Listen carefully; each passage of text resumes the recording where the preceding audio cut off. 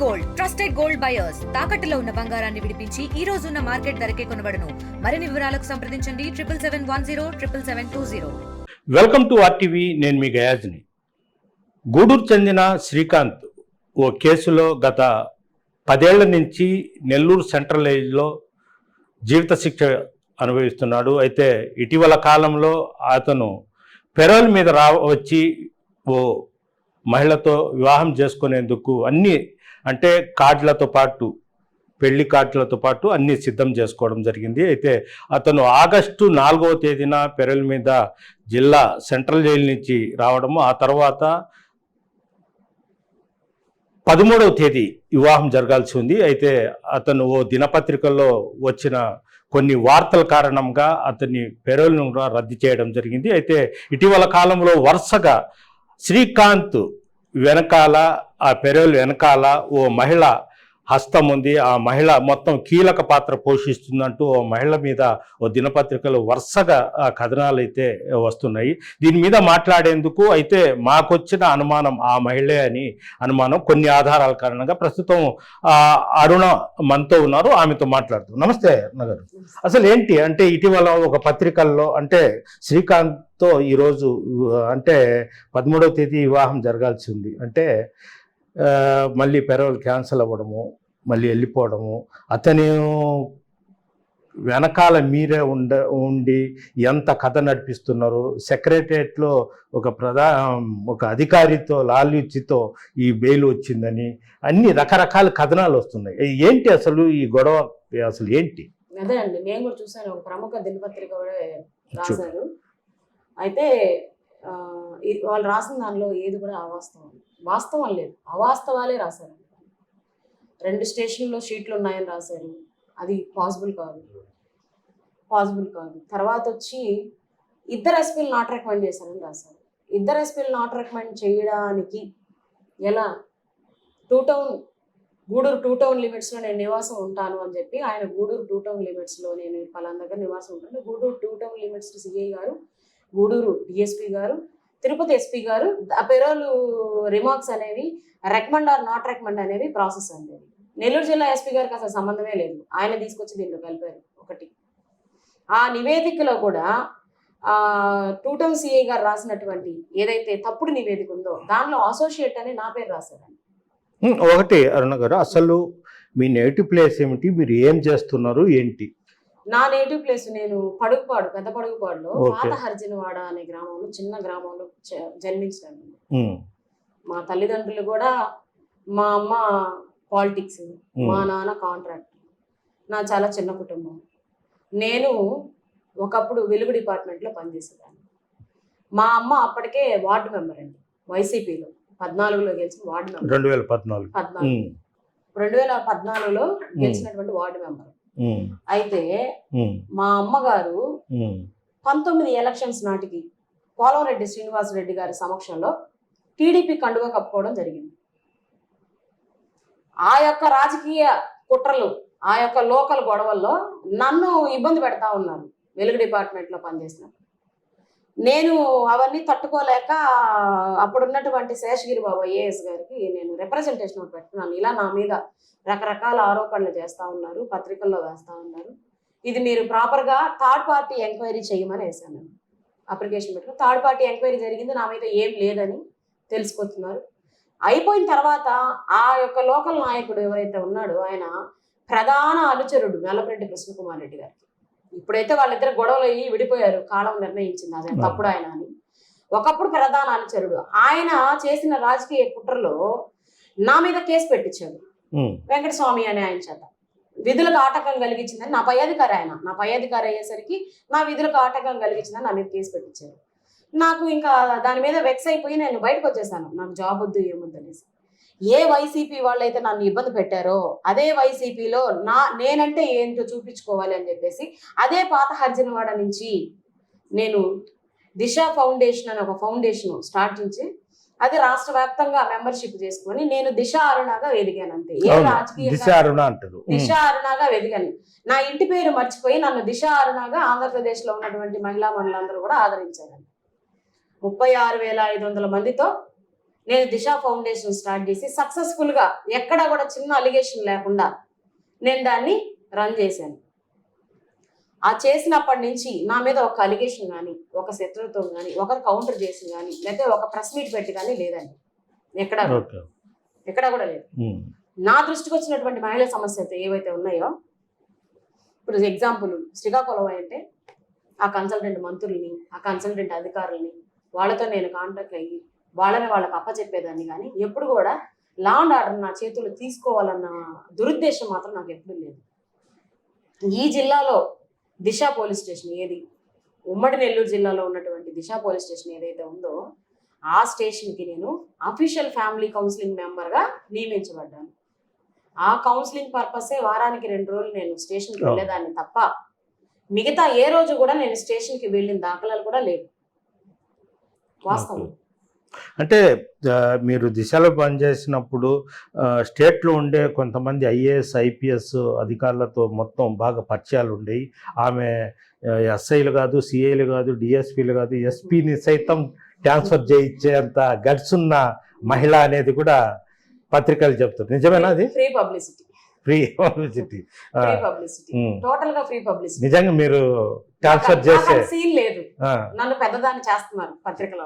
అంతేనా? ఇప్పుడు శ్రీకాంత్ ఎట్ట పరిచయం మీకు? శ్రీకాంత్ 2022లో జైల్లో ఖైదీలకి రాఖీ పండుగ చేశాను. ఖైదీ సోదరులందరూ కూడా ఇళ్లలో వాళ్ళకి దూరంగా ఉంటారు కాబట్టి నేను ఒక సోదరిగా వాళ్ళకి రాఖీ కట్టి ఒక స్వీట్ తినిపించడం వల్ల వాళ్ళు ఆనందంగా ఉంటారు ఒక రోజు అనేసి జైల్స్ డీజీ హసన్ రాజు గారు ఉన్నప్పుడు ఆయన దగ్గర పర్మిషన్ తీసుకొని అఫీషియల్ గానే ప్రోగ్రామ్ కండక్ట్ చేశాను నెల్లూరు సెంట్రల్ జైల్లో. అప్పుడు నా ఫౌండేషన్ ద్వారానండి. రాజమండ్రి సెంట్రల్ జైల్లో చేయించాను, అక్కడ రాజమండ్రి వాళ్ళ చేత. విశాఖపట్నంలో చేయించాను, విశాఖపట్నం వాళ్ళ చేత. నెల్లూరులో డైరెక్ట్ గా నేనే చేశాను, సొంత జిల్లా కాబట్టి. ఆ దానిలో ఆ ప్రోగ్రామ్ లో అందరూ వచ్చి రాఖీ కట్టించుకున్నారు, కానీ శ్రీకాంత్ ఒక్కడే రాలేదండి. ఎందుకు రాలేదు అని నేను అప్పుడు మనసు పడ్డాడు. అప్పుడే అట్లా ఏం లేదు, అప్పటికి తెలీదు. నేను డిప్యూటీ జైలర్, నాకు పరిచయం లేదు. డిప్యూటీ జైలర్ గారిని పిలిచి ఒక ప్రిజనర్ మిస్ అయ్యారని మిగతా ఖైదీలను చెప్తున్నారు, ఆయన ఎవరో అని అడిగాను. శ్రీకాంత్ వస్తున్నాడు, ఆయన హాస్పిటల్ బ్లాక్ లో ఉంటాడు, వస్తున్నాడు అని అన్నాడు. వస్తున్నాడు, వచ్చిన తర్వాత ఆయన నాతో నమస్తే మేడం అని మాట్లాడాడు. ఆ గొంతు చనిపోయినటువంటి నా భర్త గొంతులాగా ఉండడంతో నేను ఆయనకి రాఖీ కట్టలేదండి. నేను కట్టలేదు, సెంటిమెంట్ గా. నాకు ఎందుకంటే నాకు నా భర్త అంటే చాలా ఇష్టం. మాది చిన్నప్పటి నుంచి లవ్. మా మామ కొడుకు, మా మేనమామ కొడుకు, ఇద్దరు అత్త మామ, ఇద్దరు బంధువులు. చిన్నప్పటి నుంచి మా మామ నన్ను ఇష్టపడి నన్ను చదువుకోనివ్వకుండా ఇంట్లోనే పెట్టి పెంచారు. చిన్న వయసులో మ్యారేజ్ అయింది. 18 ఏళ్లకు 17 ఏళ్లకు అయింది. అప్పుడు ఆ గొంతు ఒక్కసారిగా నేను వినడంతో నేను ఆయన దీపావళి అండి, ఆ రోజు 2013 దీపావళి అయితే టపాసులు తెస్తానని చెప్పి వెళ్తున్నప్పుడు ఒక కారు వల్ల యాక్సిడెంట్. జైల్లో శ్రీకాంత్ గొంతు నాకు మా భర్త గొంతులాగా వినపడటంతో నేను ఆయనకి రాఖీ కట్టలేదు, ఆగిపోయాను. అప్పుడు ఆయన ఏంటి ఎందుకున్నాడు జైల్లో అంటే, ఆయన జైలర్లు ఎంటైర్ జైల్ డిపార్ట్మెంట్ సూపరింటెండెంట్ గారితో సహా ఆయన చాలా గుడ్ బై, ఎవరి జోలికి వెళ్ళడు, జైల్లో చాలా గుడ్ బిహేవియర్ ఉంటది. ఆయన ఏదన్నా ఉంటే మా దృష్టికి తీసుకొచ్చి సామరస్యంగా చెప్తాడు తప్ప అలిగేషన్ వ్యక్తి కాదు అని చెప్పి నాకు చెప్పాడు. ఆ తర్వాత నేను ఎంక్వైరీ చేస్తే వాళ్ళ ఫ్యామిలీ కూడా గుడ్, అందరూ ఎంప్లాయీస్. సో నేను అప్పుడు మ్యారేజ్ ప్రపోజల్ అనేది శ్రీకాంత్ తో నేనే పెట్టానండి. నేనే పెట్టాను. నాకు మీరంటే ఇష్టం, మీ గొంతు నా భర్త గొంతులాగా ఉంది, నాకు మీరంటే ఇష్టం, మీరు బయటకు వచ్చాక నేను మిమ్మల్ని పెళ్లి చేసుకుంటాను అనేది ప్రపోజల్ పెట్టింది నేను. అంటే జైలుకి పోయి పెట్టారా? అప్పుడు ఎప్పుడు నాకు ఇది చెప్పే అవకాశం వచ్చిందంటే, నేను రాఖీ పండగ ప్రోగ్రామ్ అయిపోయిన తర్వాత అదే జైలు సూపరింటెండెంట్ గారు నన్ను అక్టోబర్ 2కి గెస్ట్ గా పిలిచారు. గాంధీ ఫ్యామిలీ కోర్టు జడ్జి గారు పవన్ గారిని నన్ను గెస్ట్ గా పిలిచారు గాంధీ జయంతి కార్యక్రమానికి. అప్పుడు నాకు మాట్లాడే అవకాశం వచ్చింది. నేను ఆ రోజు మాట్లాడాను, నాకు మీరంటే ఇష్టం, నేను పెళ్లి చేసుకుంటున్నాను. తర్వాత ఈ దిశ అని ఈ నా ఫ్యామిలీ ప్రాబ్లమ్స్, మా అమ్మకి హెల్త్ బాగలేకుండా వచ్చి తర్వాత నేను ఎప్పుడు కూడా ఆయన్ని కలవడం గానీ ములాఖాతుకు వెళ్ళడం గానీ చేయలేదు. అంటే దానికి ఆన్సర్ ఏమి ఇచ్చాడు శ్రీకాంత్? ఆయన ఏమి ఇవ్వలేదు, నేను ఏమి ఇవ్వలేదు. మధ్యలో కొంచెం గ్యాప్ వచ్చేసింది. గ్యాప్ వచ్చేసి మేము టచ్ లో లేము. తర్వాత ఆయనకి రీసెంట్ గా ఒక 8 months back 9 months back health problem ఒకటి వస్తే అప్పుడు నేను మళ్ళీ తెలుసుకొని మళ్ళీ దగ్గర అయ్యాను. జైలుకి వెళ్ళారా? ములాఖత్ పెట్టాను. పెట్టి అప్పుడు ఎలా ఉన్నారు ఏంటనంటే ఇట్లా జీవో వస్తది, జీవో August 15th వచ్చేస్తుంది, నేను బయటకు వచ్చేస్తానంటే అప్పటి నుంచి నాకు ఆశలు మొదలయ్యి పెళ్లి, నా జీవితం. అంటే కూటమి ప్రభుత్వం వచ్చిన తర్వాత అంటే వైసీపీ గవర్నమెంట్ ఉన్నప్పుడు, జగన్మోహన్ రెడ్డి గారి గవర్నమెంట్ ఉన్నప్పుడు 2023లో అనుకుంటా అండి, జీవో నంబర్ 58 వచ్చింది. అవును. దాంట్లో ఉన్నటువంటి ఆ రూల్స్ అండ్ రెగ్యులేషన్స్ అన్ని కూడా శ్రీకాంత్ ఎలిజిబుల్ ఆయన. ఆ జీవో నంబర్ 58 ఇంప్లిమెంటేషన్ చేసేసి ఉంటే వాళ్ళు చేయలేదు, వైసీపీ గవర్నమెంట్ వాళ్ళు చేయలేదు, ఇచ్చారు గైడ్ లైన్స్ అంతేగాని దాన్ని ఇంప్లిమెంటేషన్ చేయలేదు. మరి వాళ్ళు ఏ ఉద్దేశంతో చేయలేదు కానీ నాకు తెలియదు, చేయలేదు. అది కూటమి ప్రభుత్వం వచ్చాక ఇంప్లిమెంటేషన్ అయ్యి శ్రీకాంత్ బయటకు వస్తాడని నాకు కొండంత ఆశ ఉందండి. ఆశలు చిగురిచ్చాయి చాలా. నేను కలలు కనడం, ఆ ట్రాన్స్ లోనే బతకడం, జైలు చుట్టూ తిరగడం, ములాఖాతులకు వెళ్ళడం, ఇట్లా నాకు నా లైఫ్ లో మళ్ళీ కొత్త జీవితం అనేది నాకు ఇదైపోయింది. తప్పు కాదు. తర్వాత సడన్ గా కూటమి ప్రభుత్వం మీద నేను అంత ఎక్స్పెక్టేషన్ పెట్టుకుంటే సడన్ గా దెబ్బ కొట్టేశారండి. జీవో నంబర్ 58 రద్దు చేస్తూ గవర్నమెంట్ జీవో నంబర్ 71 తీసుకొచ్చేసింది. ఆ 71 ప్రకారం శ్రీకాంత్ ఎలిజిబిలిటీ కాదు. ఏ ఖైదీకైనా సరే 14 ఏళ్లు నిండితేనే ఈ స్పెషల్ రెమిషన్ కి ఎలిజిబుల్ అయి 10 ఏళ్లే అయింది, ఇంకా 4 సంవత్సరాలు. అక్కడ నాకు కొంచెం డిసప్పాయింట్ అయిపోయింది. అలా సుమారు జిల్లా సెంట్రల్ జైల్లో సుమారు 27 మంది ఉన్నారంట.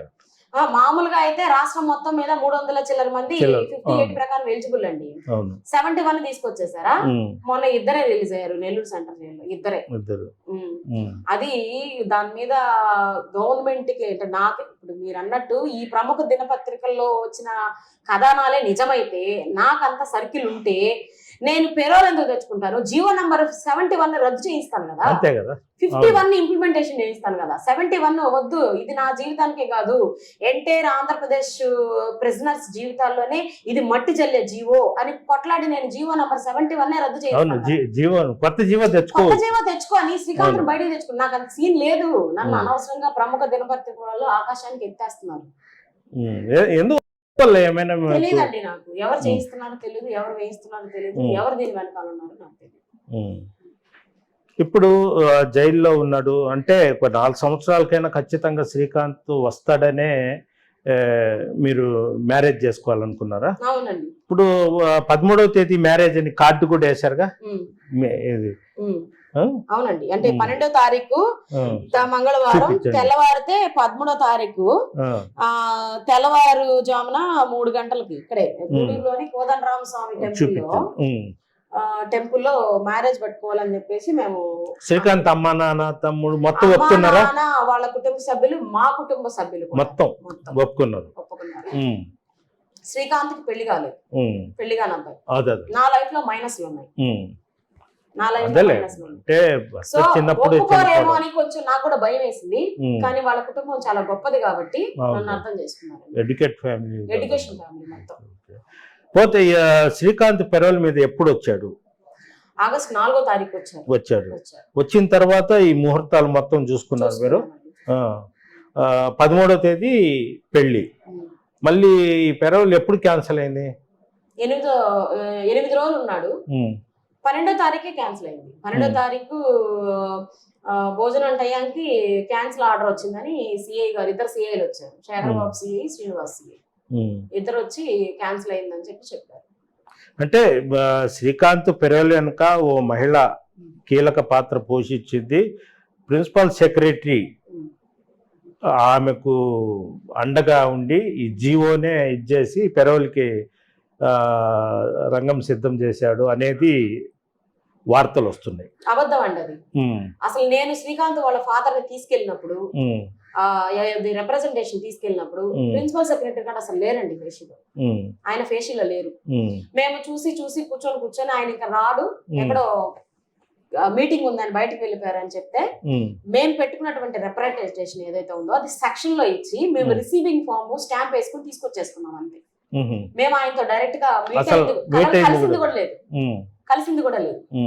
ఆ సెక్షన్ లో ఇచ్చేసి ఉంటారు కదా ప్రిన్సిపల్ సెక్రటరీ గారి ఫేస్ షీట్ దగ్గర రిసీవింగ్ ఫామ్ తీసుకున్నారు. అక్కడ 2 కాపీలు తీసుకెళ్లి ఒకటి సార్కి ఇచ్చి ఒకటి మేము ఇట్లా ఇచ్చాం అనేది రిసీవింగ్ కాపీ స్టాంప్ వేసి సంతకం పెట్టేసి తీసుకొచ్చుకొస్తున్నాం. ఆ రిప్రజెంటేషన్ లో మేము ఏం కోడ్ చేసామంటే జిఓఎంఎస్ నెంబర్ 4 దానిలో ఉన్నటువంటి రూల్ నెంబర్ 23 ఆయన పెట్టుకున్నటువంటి ఫాదర్ పెట్టుకున్నటువంటి రిప్రజెంటేషన్ అనేది దానిలో ఏముందంటే ఈ రూల్ నెంబర్ 23 ప్రకారం మీరు పేరోల్ రిజెక్షన్ చేశారు. ఆ రూల్ నెంబర్ 23 నా కుమారుడికి వర్తించదు. ఎప్పుడు కూడా దీన్ని రెట్రాస్పెక్టెడ్ మెథడ్ లో కాదు, ప్రాస్పెక్టెడ్ మెథడ్ లో చూడాలి మీరు.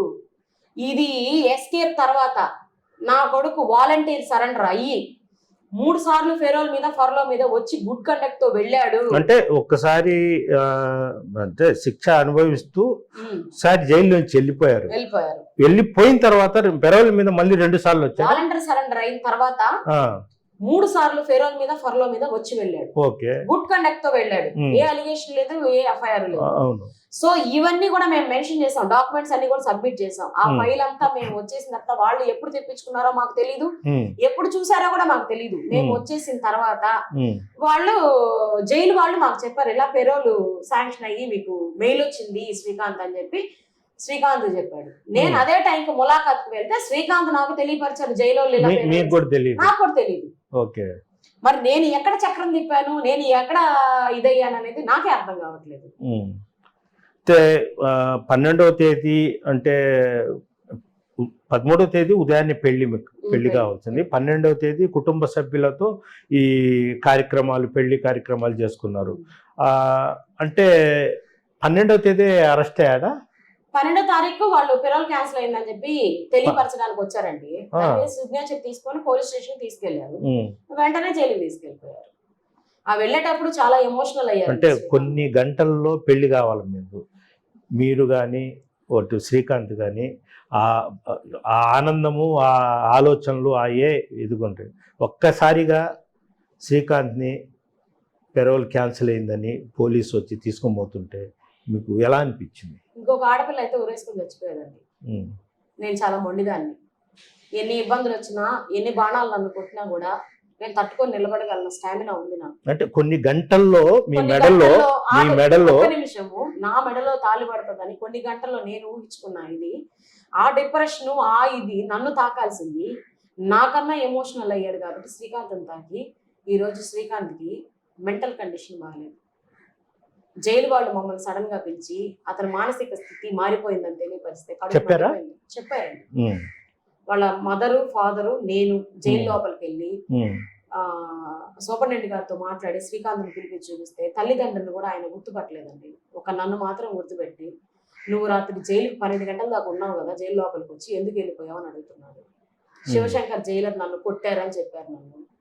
ఆ తర్వాత నేను పెరోల్ ఆర్డర్ 6 గంటలకల్లా వచ్చేస్తుంది, నాకు మన ఇద్దరు పెళ్లి చేసేసుకున్నాంలే 6 కల్లా వచ్చేస్తుందని మెంటల్ గా అప్సెట్ అయిపోయాడండి.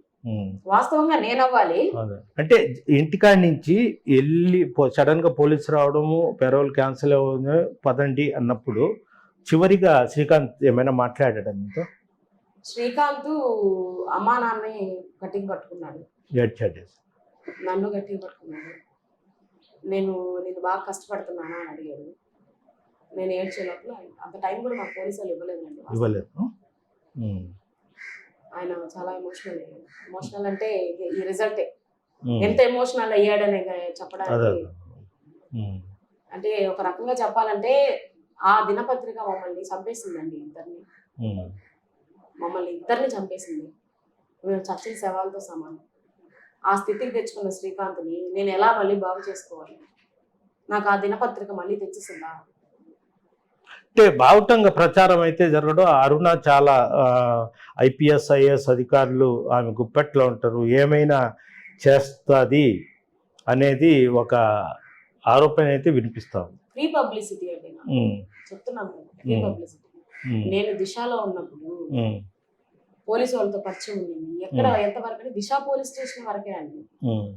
అదర్వైజ్ మిగతా పోలీస్ స్టేషన్ కూడా నేను ఎప్పుడు పోయి అడిగాను. ఇప్పుడు వరుస కథనాలు వస్తున్నాయి, మీ ఫ్రెండ్స్ కానీ కొంతమంది మీడియా మాలాంటి వాళ్ళు కానీ మీరే అని చెప్తున్నా, అంటే నేను కూడా చెప్తున్నా, మీరే శ్రీకాంత్ మీకు 13వ తేదీ పెళ్లి కావాల్సి ఉంది, ఆ మహిళ మీరే అనేది నేనైతే గట్టిగా ఇచ్చేస్తున్నా. అయితే మీరు ఎందుకు వాయిస్ మీడియా ముందుకు రావడం, మీకు జరుగుతున్న అన్యాయం గురించి ఎందుకు రావడం? ఈ పెరోలు ఎవరికో ఏ పని కోసం అని ఆర్టికల్ వచ్చిన తర్వాత ఒక దినపత్రికలో అది నేను చదివిన తర్వాత నేను ప్రస్తుతం అందరికి చాలా మంది కాల్ చేశానండి. కాల్ చేస్తే అది గవర్నమెంట్ కి అనుగుణంగా ఉండే పేపరు, దాని మీద ఎవరు మీకు సపోర్ట్ చేసి మీరు కౌంటర్ ఇస్తానంటే ఎవరు ముందుకు రారు, కాబట్టి మీరు ఎక్స్పెక్టేషన్ చేయొద్దని పత్రికల వాళ్ళు చాలా మంది, టీవీ వాళ్ళు కూడా నాకు తెలియపరిచారు. నేను అందరికి ఫోన్ చేశానండి, నేను ఇస్తాను ఇలా, ఆయన తప్పుడుగా రాశారు అని. అసలు ఇవన్నిటికీ కారణం అండి, వీటిలన్నిటికీ కూడా కారణం కింద స్థాయిలో సిఐ గారు చేసినటువంటి ఆ నివేదిక కారణమే. Two town Gudur 2 town CI ఏం రాశారు? ఆయన దానిలో అసోసియేట్, జైల్లో ఉండి కూడా అసోసియేట్ మెయింటైన్ చేస్తానని నా పేరు మెన్షన్ చేశారు. నేను ఎలా అసోసియేట్ అవుతానండి? అది తప్పుడు నివేదికే కదా. నేను శ్రీకాంత్ని పెళ్లి చేసుకోబోయే అమ్మాయిని, మాకు ఎంగేజ్మెంట్ అయిపోయి ఇరు కుటుంబాల వాళ్ళు ఇష్టపడి పెళ్లి చేస్తాను అనుకున్న వాళ్ళు నేను ఎలా అసోసియేట్ అవుతాను? పోనీ నేను అసోసియేట్ అయ్యి ఏం క్రైమ్ చేశాను? నా మీద కోవూరు పోలీస్ స్టేషన్ లో నా స్నేహితురాలు పెట్టిన కేసు ఒకటి, నా పై అధికారి పెట్టిన కేసు ఒకటి తప్ప ఇంకా ఏ క్రిమినల్ రికార్డు నా మీద లేదు. అంటే మీరు గంజాయి కూడా అమ్ముతున్నారని మీరు పత్రికల్లో చూసింది. పత్రికల్లో ఇంతకు ముందు నా స్నేహితురాలు ఏం చేసిందంటే, నన్ను బ్యాడ్ చేసేయాలి సోషల్ మీడియాలో అని చెప్పేసి ఒక అతన్ని పెట్టి ప్రచారం చేయించింది మీడియాలో. గంజాయి అమ్ముతుంది, రెడ్ శాండ్లు బిజినెస్ ఉందని చేపించింది. ఆ కథనానికి స్పందించినటువంటి పోలీసు యంత్రాంగం ఏం చేసిందంటే, కోవూరు పోలీస్ స్టేషన్ కి ఆదేశాలు ఇచ్చింది, టాస్క్ ఫోర్స్ కి రెడ్ శాండ్లకి నార్కోటిక్ కి రాయమని. వాళ్ళు రాసి రిపోర్ట్స్ తెప్పించారండి. తెప్పించి దాన్ని నిల్ రిపోర్ట్స్ వచ్చినాయని చెప్పి సబ్మిట్ చేశారు హైకోర్ట్ ఆఫ్ ఆంధ్రప్రదేశ్ కి. నేను మళ్ళా నా స్నేహితురాలు ఏం చేసిందంటే అండి, సిబిసిఐడికో సిఐడికో అనుకుంటాను రిపోర్ట్ పెట్టింది, వాళ్ళ భర్త ద్వారా పెట్టించింది. ఆమె ఇట్లా అసోసియేట్స్ మెయింటైన్ చేస్తుంది కాబట్టి ఆమె మీద షీట్ కట్టండి అని చెప్పి పెట్టిందండి. పెడితే నేను వెంటనే హైకోర్ట్ ఆఫ్ ఆంధ్రప్రదేశ్ ని ఆశ్రయించాను. ఇంటీరియం ఆర్డర్ ఇచ్చారు నాకు. దాన్ని కూడా ఒక దినపత్రిక వాళ్ళు మన రాసిన వాళ్ళు ఈ రోజు అనుకుంటా రాసిన దాంట్లో నా మీద షీట్ కట్టాలి అంటే నేను ఇన్ఫ్లుయెన్స్ చేయించుకొని ఆపించుకున్నానని రాశారు. వాస్తవం రాయడం లేదండి, వాస్తవం రాయమని చెప్పండి. పత్రికలో ఎవరైతే ఉన్నారో శ్రీకాంత్ని ఒక మనిషిని చేయడానికి, నాకంటూ ఒక ఫ్యామిలీని సృష్టించుకోవడానికి నాకు సహాయం చేయమనండి. అంటే పత్రికల్లో మీ మీద వస్తుండే అన్ని అబద్ధాలు, ఏ ఒక్కటి నిజం కాదు. నిజం అయితే ఏ పోలీస్ స్టేషన్ లో ఏ ఎఫ్ఐఆర్ ఉందో నాకు ఇవ్వండి, నాకు చూపించండి. లేకపోతే నేను నిజంగానే అలాంటి దుర్మార్గురాలను అయితే తీసుకెళ్లి పనిష్ చేయండి. అంటే మీరు మీడియా ముందుకు వచ్చి ఎందుకు చెప్పడం లేదు? అంటే మీ పేరు నేను చెప్తామని అనుకున్నాను. అది ప్రముఖ దినపత్రిక, గవర్నమెంట్ కి అనుగుణంగా ఉన్న దినపత్రిక కాబట్టి దానికి మేము కౌంటర్ ఇచ్చేదానికి మేము ముందుకు రామని పత్రికలో నాకు తెలియపరిచారండి. దానివల్ల నాకు ఎవరు సపోర్ట్ లేకపోబట్టే నేను రాలేదు. మీ సొంత సోషల్ మీడియా ఉంటే మీ సొంత సోషల్ మీడియాలో పెట్టుకోండి అన్నారు. దానిలో నాకు సొంత సోషల్ మీడియా మెయింటైన్ చేసేంత కెపాసిటీ లేదు కాబట్టి నేను అనుకుంటున్నాను ఈ రోజు ఫేస్బుక్ లో లైవ్ పెడదామని అనుకుంటున్నాను. నేను పొద్దున్న లేసరికి ఈ వార్త వచ్చింది. ఇప్పుడు శ్రీకాంత్ టీడీపీ కార్యకర్తగా ఉన్నారా లేకుంటే వైఎస్ఆర్సీపీ? ఆయన టీడీపీ కార్యకర్త అండి. ఆయన శిక్ష పడ్డ పేపర్ లో కూడా, ఆ శిక్ష పడ్డ కాగితాల్లో కూడా A3 అవిలేని శ్రీకాంత్ టీడీపీ కార్యకర్త అననే ఉంటది. ఆయన 10 ఏళ్ల నుంచి మొగ్గుతున్నటువంటి జైల్లో 10 ఏళ్ల నుంచి మొగ్గుతున్నటువంటి ఒక టీడీపీ కార్యకర్త. ఆయన వాళ్ళ కార్యకర్త మీద వాళ్ళ సొంత పేపర్ వాళ్ళే పెద్ద పెద్ద అక్షరాలతో కథనాలు రాసుకొని ఆయన ఇప్పుడు మానసికంగా ఆయన మైండ్ చెడిపోవడానికి కారణం అయ్యారంటే చాలా థ్యాంక్స్. ఇప్పుడు ఎట్లా శ్రీకాంత్ పరిస్థితి ఎలా ఉంది? ఏమైనా మళ్ళీ హాస్పిటల్ అప్పుడు పిలిచి హెల్త్ గురించి చెప్పారు తప్ప దాని తర్వాత వాళ్ళ ట్రీట్మెంట్ ఏం అందించారు, అసలు ఏ హాస్పిటల్లో చూపించారు, ఎక్కడికి తీసుకెళ్లారు అనేది మాకు అప్డేట్ ఇవ్వట్లేదండి. ఈ 3 రోజులు సెలవు కాబట్టి ములాఖాత్ పెట్టుకునే అవకాశం కూడా మాకు లేదు కాబట్టి మాకు అప్డేట్ అంటే శ్రీకాంత్ బయటకు వస్తే అతను పెద్ద క్రిమినల్, మర్డర్ కేసులో శిక్ష పడి ఉంది. అదే విధంగా అతను గతంలో పరారై ఉన్నాడు. అతను వస్తే అసలు ఇబ్బందికరం అన్నట్టు పత్రికల్లో కూడా వస్తూ ఉంది. కేవలము ఆ మహిళ ఒక్కటే ఆమె పెళ్లి చేసుకోవాలనో ఏదో ఆమె పలుకుబడితోనే ఇదంతా జరుగుతూ ఉంది, లేకుంటే అంత ఈజీగా పెరోల్ ఇవ్వరు అనేది నేను మీకు పెరోల్ ఎలా చెప్పారు. పెట్టుకున్నామో ఇంతకు ముందు చెప్పాను. ఒకటి క్లారిటీ చెప్తా. ఉమ్, ఇంటెలిజెన్స్ లో అవును. కిషోర్ బాబు అని ఒక సిఐ ఉన్నారు. ఉమ్, ఆ సిఐ గారు ఇంతకు ముందు సిఐడిలో ఉన్నారు. ఉమ్, ఆ సిఐడిలో ఉండక ముందు సెబ్ లో ఉన్నారు అనుకుంటాను. ఉమ్, సెబ్ లో ఉన్నప్పుడు కపాటిపాలెం పెదబావి సెంటర్ లో ఉమ్, మా అన్న కొడుకు, ఉమ్, మా పెదనాన్న మనవడు ఉమ్, గంజాయి ప్యాకెట్ కొనుక్కుంటున్నాడు, అక్కడ రోజు వెళ్ళి అడిక్ట్ అయిపోన్నాడని నాకు మా వదిన ఫోన్ చేసి చెప్తే ఉమ్, నేను వాడిని తీసుకొని వెళ్ళి ఆ ఇంటికి వెళ్ళి ఆమె దగ్గర నుంచి నేను 3 బస్తాలు వాళ్ళు పట్టించాను. ఎవరికి? సెబ్బు వాళ్ళకి. అవును. కానిస్టేబుల్స్ వచ్చారు, సెబ్బోళ్ళు 3 టౌన్ పోలీస్ స్టేషన్ వాళ్ళు కానిస్టేబుల్స్ వచ్చారు. ఇద్దరు కొట్టుకుంటున్నారు అక్కడ. ఏంది మీరు తీసుకెళ్ళండి, మీరు తీసుకెళ్ళండి, మీరు తీసుకెళ్ళండి అని. అసలు ఏంటి ఎవరు తీసుకెళ్ళాలంటే సెబ్బోళ్ళు తీసుకెళ్ళాలని 3 టౌన్ వాళ్ళు అంటారు, 3 టౌన్ వాళ్ళు తీసుకెళ్ళాలని సెబ్బోళ్ళు అంటారు. అప్పుడు నాకు క్లారిటీ లేక సెబ్బులో ఉండే సిఐకి ఫోన్ చేశాను. ఏంటండి మీ ప్రాబ్లం, అసలు మీరు దీన్ని ఎందుకు తీసుకెళ్లరు? ఇక్కడ పిల్లలు చెడిపోయి ఆడపిల్లలు కూడా స్కూటీలు వేసుకొని వచ్చి గంజాయి తీసుకెళ్తున్నారు, అసలు మీరు ఏం చేస్తున్నారు? అసలు ఇక్కడ సీసీ కెమెరాలు పెడితే ఎందుకు పనిచేయట్లేదు? అవి మీరు అన్ని చూసుకోరా అని చెప్పి గట్టిగా ఆయన మాట్లాడానండి. మాట్లాడితే ఆయన నేను మళ్ళీ ఫోన్ చేస్తాను మేడం అని పెట్టేశాడు. ఆ తర్వాత నేను ఆయన దగ్గరికి వెళ్ళి కొంచెం గట్టిగానే మాట్లాడాను. ఇది కూటమి ప్రభుత్వంలో ఈ నార్కోటిక్ మీద చాలా సివియర్ గా జరుగుతుంది, మీరు ఇట్లా నిర్లక్ష్యంగా ఉంటే ఎట్టండి, మీరు అసలు వెంటనే కేసు కట్టండి వాళ్ళ మీద అంటే ఆయన అప్పుడు 3 టౌన్ పోలీస్ స్టేషన్ ఏదో రెఫర్ చేశాడు. నేను పట్టించింది 3 బస్తాలు. అయితే అక్కడ 13 ప్యాకెట్లు 16 ప్యాకెట్లు లెక్క చూపించారు. దాని మీద నేను వేరే సిఐతో అన్నాను, ఆయన ఇట్లా వాళ్ళకి లొంగిపోయి ఇట్లా చేశారని. అది మనసులో పెట్టుకొని ఆయన ఎవరైతే నా శత్రువు, నా ఫ్రెండ్ గంగిశెట్టి రాజ్యలక్ష్మి ఉందో వాళ్ళ భర్త చేత సిఐడిలో ఆయన స్టాన్స్ అయ్యి వచ్చాక నా మీద ఒక పైలట్ ప్రాజెక్ట్ లాగా మంగళగిరికి పిటిషన్ పెట్టించి ఆయనే డ్రాఫ్టింగ్, ఆయనే పిటిషన్ పెట్టిస్తాడు, వెరిఫికేషన్ ఆఫీసర్ కూడా ఆయనే కోవూరు ఎస్ఐని పిలిచి నిలబెట్టి గంటలు నువ్వు రౌడీ షీట్ ఎందుకు ఓపెన్ చేయట్లేదు ఆవిడ మీద, నువ్వు ఎందుకు ఓపెన్ చేయట్లేదు అని అడుగుతాడు. ఆయన ఏం చేస్తాడు, సిఐ కదా ఈయన ఎస్ఐ కదా నేను ఓపెన్ చేసేస్తా అంటాడు. నేను హైకోర్టుకు పోయాను, ఇంటీరియం ఆర్డర్ వచ్చింది, ఆయన అక్కడి నుంచి ట్రాన్స్ఫర్ అయ్యి ఇంటెలిజెన్స్ లో పోయాడండి. ఇప్పుడు మొదలైంది కథ అంతా. శ్రీకాంత్ మీద, నా మీద రకరకాలైనటువంటి రిపోర్ట్లు, రకరకాలైనటువంటి ప్రచారాలు ఇక్కడి నుంచే పోతున్నాయి. మరి ఆయన అఫీషియల్ గా చేస్తున్నాడో నాకు తెలీదు, అన్అఫీషియల్ గా చేస్తున్నాడో నాకు తెలీదు. ఇదొక కోణం. తర్వాత జైల్స్ డిపార్ట్మెంట్ సూపరింటెండెంట్ శ్రీరామరాజారావు అని ఆయన, శ్రీకాంత్కి హెల్త్ బాగలేదు, సంసారానికి పనికిరాడు, 10 నెలల్లో నేను రిటైర్డ్ అయిపోతాను, నువ్వు నాతో ఉండు అని చెప్పి నేను జైల్లోకి నన్ను శ్రీకాంత్కి బాగలేదు వెంటనే వచ్చేయండి అని ఫోన్ చేస్తాడు నాకు. నేను వెళ్తాను. ఇప్పుడు ప్రెజెంట్ ఉన్నాడా ఆయన? ప్రీవియస్ ఉన్నాడు. వెళ్తాను. ఆయన ఛాంబర్ లో నన్ను కూర్చోబెడతాడు, శ్రీకాంత్ బయట నిలబెడతాడు. వాడిని అది చేస్తాను, పనిష్మెంట్ రాస్తాను, జీవోకి ఎలిజిబుల్ లేకుండా చేస్తానని బెదిరింపులు. నేను భరించలేక జైల్స్ డిఐజీ గారికి రిటర్న్ గా రాసిచ్చాను. దానితో పాటు ఆయన అవినీతి కూడా అన్ని పత్రికల వాళ్ళు, అన్ని మీడియా వాళ్ళు కలెక్ట్ చేసి ఆయన మీద ప్రచురిస్తే ఆ రిపోర్ట్స్ అన్ని బేస్ చేసుకుని డిఐజీ గారి నివేదిక మేరకు ఆయన్ని ఇక్కడి నుంచి బదిలీ చేసేస్తారు. ట్రైనింగ్ ఇది ఉంది కదండి పాత జైల్స్ లో, సికానా ఇది అంటారు, దానికి బదిలీ చేస్తారు. ఆ ఇష్యూ నడిచిన తర్వాత అడిషనల్ ఎస్పీ మునిరాజా ఇవంతా తెలుసుకొని నాకు ఫేస్బుక్ మెసెంజర్ లో మెసేజ్ చేస్తాడు, ఒకసారి నాకు కాల్ చేయండి మీతో మాట్లాడాలి అని. ఏఆర్ అడిషనల్ ఎస్పీ గారు కదండి, అప్పుడు ఇన్ఛార్జ్ అడిషనల్ ఎస్పీ అడ్మిన్ కూడా ఆయనే. ఏమైనా ప్రాబ్లం అయిందా ఏమోనని నేను కాల్ చేశాను. చేస్తే ఆయన ఇవంతా చెప్పుకొచ్చాడండి నాకు, ఇలా జరిగింది, ఇలా మీ మీద ఇలా ఉన్నారు, మొత్తం మీద సెక్షువల్ హరాస్మెంట్ జరిగింది ఘోరంగా. అంటే ఇప్పుడు దాకా శ్రీరామరాజారావు చేసింది ఒక ఎత్తు అయితే అడిషనల్ ఎస్పీ మునిరాజా గారు కొంచెం అడ్వాన్స్ అయ్యారండి. ఆయనకి అఫీషియల్ గా గవర్నమెంట్ ఇచ్చిన వెహికల్ ఏదైతే ఉందో డిపార్ట్మెంట్ వెహికల్, దానిలోనే ఆయన టీ షర్టు లుంగి కట్టుకొని మా ఇంటికి వస్తాడు, కింద పెడతాడు కారు, ఫుల్ హార్న్ కొడతాడు, ఫుల్ గా తాగేసి ఉంటాడు. అసలు ఇంకా నేను మీడియాలో చెప్పుకోలేనటువంటి ఇంకా ఉన్నాయి.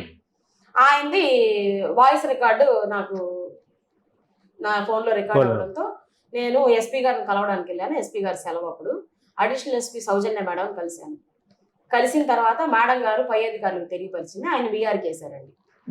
ఇప్పుడు ఈ పేపర్ లో ఇట్లు కిషోర్ బాబు గారు ఏం ఇస్తున్నారో నాకు తెలీదు, శ్రీరామరాజారావు గారు వేస్తున్నారు నాకు తెలీదు, మునిరాజా గారు వేస్తున్నారు నాకు తెలీదు, లేకపోతే ఇంకెవరన్నా కొత్త శత్రువులా, లేకపోతే నా ఫ్రెండా, లేకపోతే ఇంకెవరన్నా సమ్ అదర్సా అనేది నాకు తెలియదు అండి. ఒక అంచనా వేసుకునేంత శక్తి నాకు లేదు ఇప్పుడు. నేను ఆ శ్రీకాంత్ ఆరోగ్యం విషయం తప్ప ఇంకోటి ఆలోచించే ఓపిక కూడా నాకు లేదు.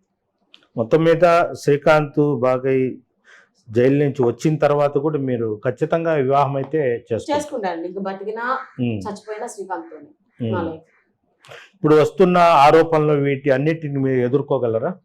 ఎదుర్కొంటానండి, తప్పదు. ఒకసారి ఒకరి జీవితంలోకి నేను ముడిపడాలని నిర్ణయించుకున్నాక నేను బ్యాక్ స్టెప్ వేస్తే ఇన్ని ఎదుర్కొని ఒక అడిషనల్ ఎస్పీ స్థాయిని, ఒక సూపరింటెండెంట్ స్థాయిని, ఒక సిఐ స్థాయిని నేను ఇవన్నీ ఎదుర్కొని ఇంకా నేను నిలబడకపోతే నా జీవితానికి అర్థమే లేదండి. ఇది పరిస్థితి. అరుణ గారు చెప్పేది. ఆమె మామూలుగా ఒక చిరు ఉద్యోగి, తర్వాత కొన్ని ఇబ్బందుల కారణంగా ఆమె ఉద్యోగానికి రిజైన్ చేసి మళ్ళీ ఒక స్వచ్ఛంద సేవా సంస్థ ఏర్పాటు చేసి అట్లా అంచెలంచెలుగా చేయడం జరిగింది. ఆ తర్వాత జైల్లో శ్రీకాంత్ అంటే ఒక హత్య కేసులో శిక్ష పడి ఉన్న శ్రీకాంత్ పరిచయం అవ్వడం, అతన్ని మామూలుగా పెళ్లి చేసుకోవాలని అనుకున్నది. అంటే అతన్ని ఈ నెల 13వ తేదీ పెళ్లి చేసుకోవాలని వాళ్ళ తల్లిదండ్రులు మామూలుగా అప్లై చేసుకోవడం జరిగింది పెరోల్ మీద. ఈలోపు తన మీద అబద్ధపు ప్రచారాలు కొందరు కావాలని అబద్ధపు ప్రచారాలు చేయడంతో పెరోల్ కూడా క్యాన్సిల్ అయిపోయింది. శ్రీకాంత్ మళ్ళీ తిరిగి సెంట్రల్ జైలుకి వెళ్ళిపోవడం జరిగింది. అంతేకాకుండా శ్రీకాంత్ను పెళ్లి చేసుకోవాలని కొన్ని రోజుల నుంచి నేను పెరోల్ జైల్లో ఉన్న శ్రీకాంత్ని అప్పుడప్పుడు మిలాఖత్ అవ్వడానికి వెళ్ళినప్పుడల్లా చాలామంది జైలు అధికారులతో పాటు ఏఆర్ పోలీసులు సైతం మానసికంగా శారీరకంగా హింసించారు. ఒక ఆడపిల్ల నేను బయట చెప్పుకోలేక ఈరోజు చెప్తున్నా. నా మీద అయితే నేనేదో తప్పు చేశానని వీళ్ళంతా చెప్తున్నారు. నా కడుపులో బాధలు కూడా ఉన్నాయి, అవి కూడా రాయమని కూడా అరుణ గారు చెప్తున్నారు. అదేవిధంగా ప్రధానంగా ఆమె ఈ శ్రీకాంత్ కోసం పోరాటం ఖచ్చితం చేస్తాను, భయపడే ప్రసక్తి లేదు. ఒకవేళ శ్రీకాంత్ వెనకాల ఒక మహిళ పెద్ద స్థాయిలో ఐఏఎస్ ఐపీఎస్లను ట్రాన్స్ఫర్ చేసే స్థాయి గల మహిళ అని నా మీద బురద చల్లుతున్నారు. అదే స్థాయి ఉండి అదే బలం ఉంటే మాత్రం నేను జీవోను కూడా మార్చేసి ఈ పెరోల్ మీద కూడా తెచ్చుకునే అవసరం లేదని కూడా అరుణ అయితే చెప్తున్నారు. వీడియో ప్రదీప్తో గయాజ్ RTV నెల్లూరు నుంచి. తెలుగులో న్యూస్ కి ఫాస్టెస్ట్ యాప్ ఇప్పుడు టోటలీ న్యూ అవతార్లో జస్ట్ 5 seconds లో కంప్లీట్ న్యూస్. సోషల్ మీడియాలో ట్రెండ్స్ కి వన్ స్టాప్ సొల్యూషన్.